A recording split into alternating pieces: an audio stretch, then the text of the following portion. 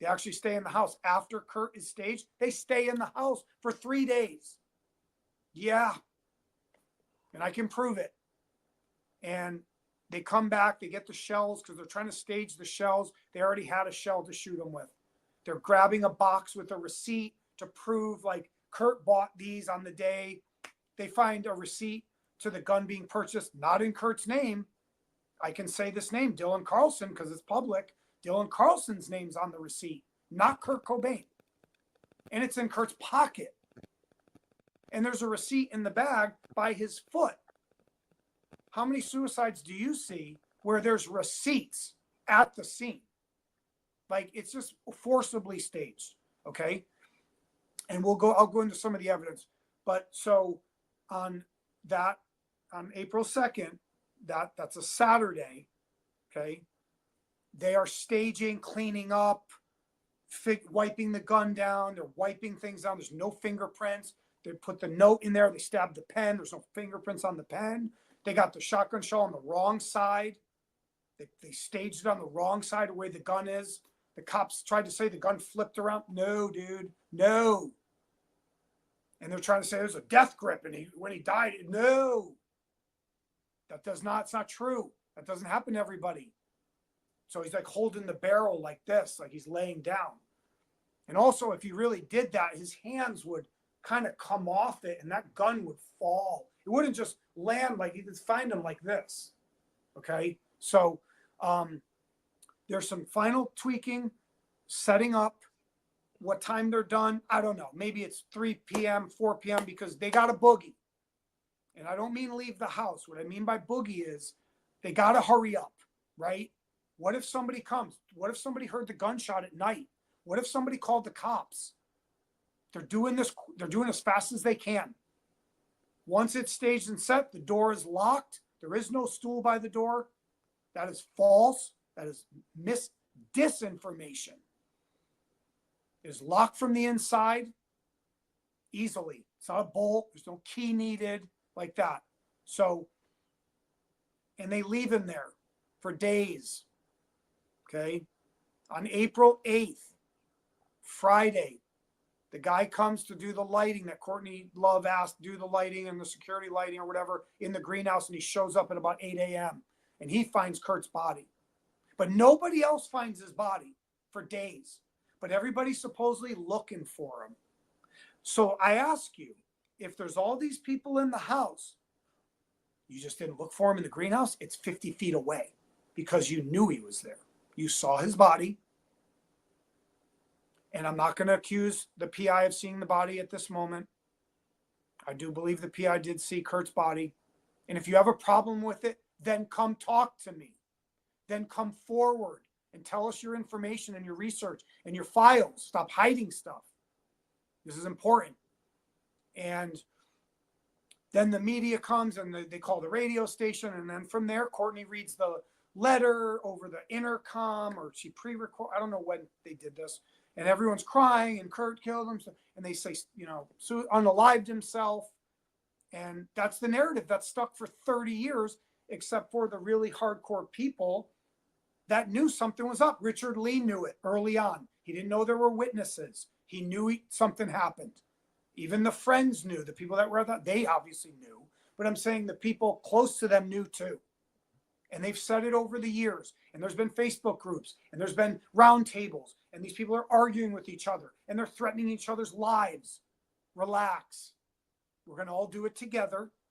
They all know who I'm talking about. We're going to all do it together. It's not about you. Stop talking about each other's personal stuff. Okay? And if people don't believe Joe Burns and they don't believe Bonnie, that's up to you. That's on you. That's your choice. You're not God. You can't change anything.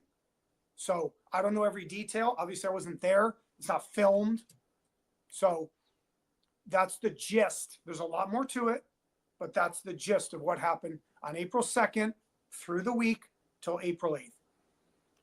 Yeah, we got tons of questions come in, and a few of them. I like that word you've used, the unalived. Just to explain to the viewers, the S word, YouTube really doesn't like that. So we'll stay with unalived. So the unalived note, Burns said he read it in advance. Okay, so we're still trying to figure this out, because when you talk to Joe's had a rough life. He's not the most articulate person, and he's also trying to hide stuff, and he's got bad karma associated with this. So it's a deadly combination. So when you're watching his videos, just remember that, okay? And if you talk to him, I'll let people talk to him.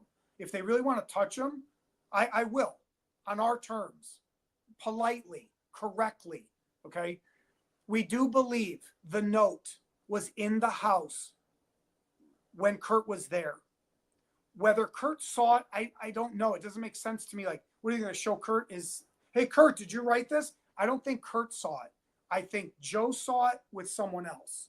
Now, did they see it right after the staging? Maybe.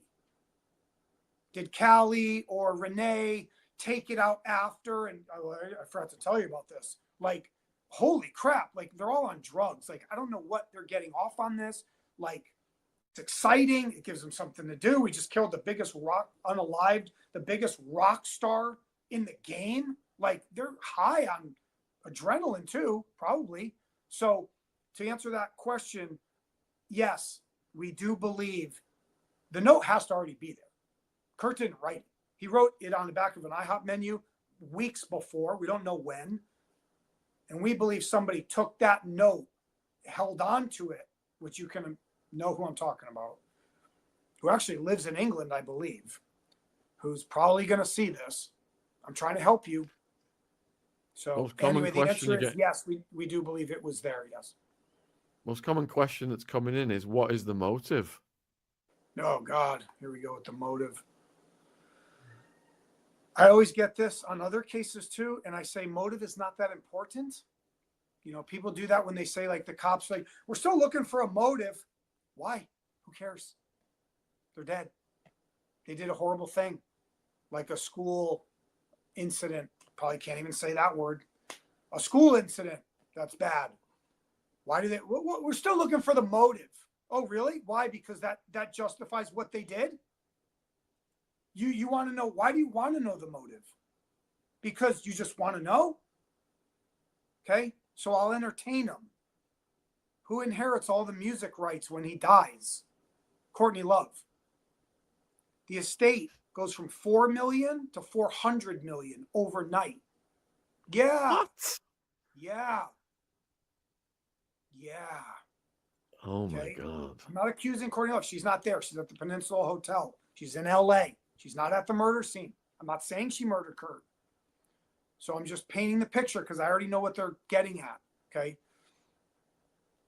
The junkies, Kurt's supposed friends, who would love to have free heroin, free brown the rest of their life, and be set up with houses and get money, which was given out, which we can prove. And so they have an incentive too. Now, here's the third motive. What if they're mad at Kurt on April 2nd when Kurt says, you guys got to leave.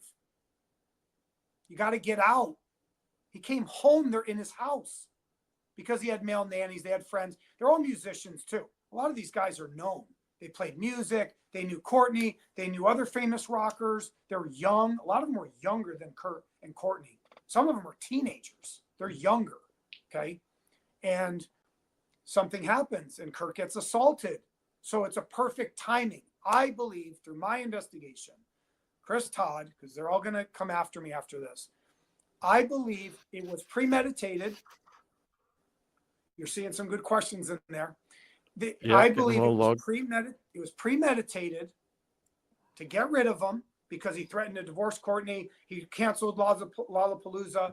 He broke up the tour in Europe.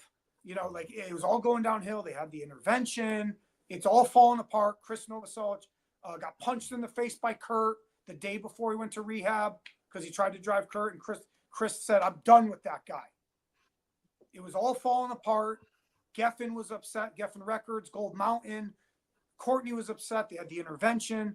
So it is premeditated loosely. There's certain things that we'll never know the truth, but that is set in motion. But I do believe that the killers, Danny and Dylan, I believe they went for it when the moment was right. they wanted nobody to be there. Like the party breaks up. Let's just do some shooting with Kurt, right? Like it's easy. They didn't really need to stage unaliving, right? But they did. They bought the gun. Dylan did. I have the receipt. So obviously, why is he buying the gun?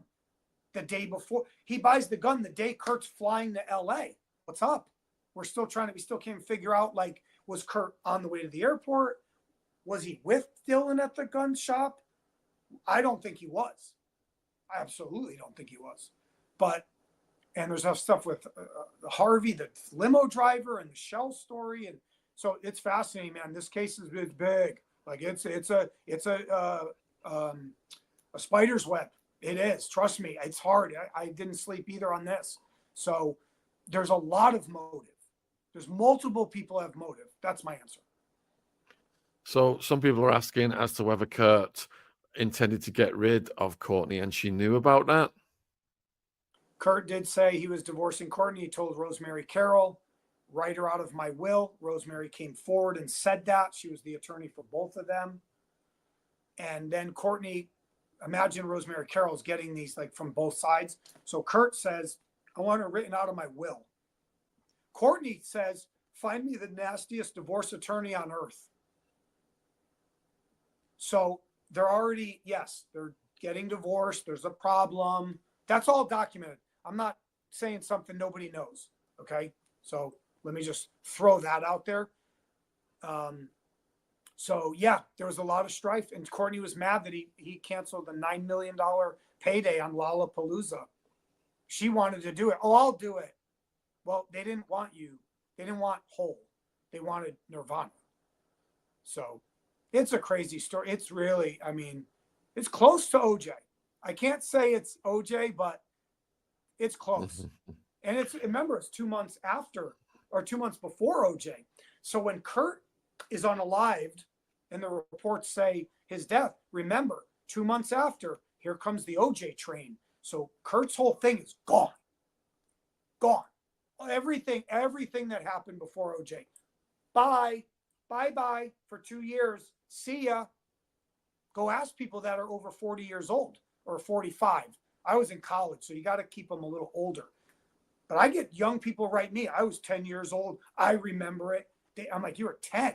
I still talk about it to this day. I get a lot of that. I was 15. I was 12. Like it's ingrained in them. Okay. So everything was OJ for 2 years after that. The next most common question you're getting asked is about Courtney's relationship with the CIA. Whoa. Well, they're going to try to say like Hank Harrison was CIA because he knew the Grateful Dead.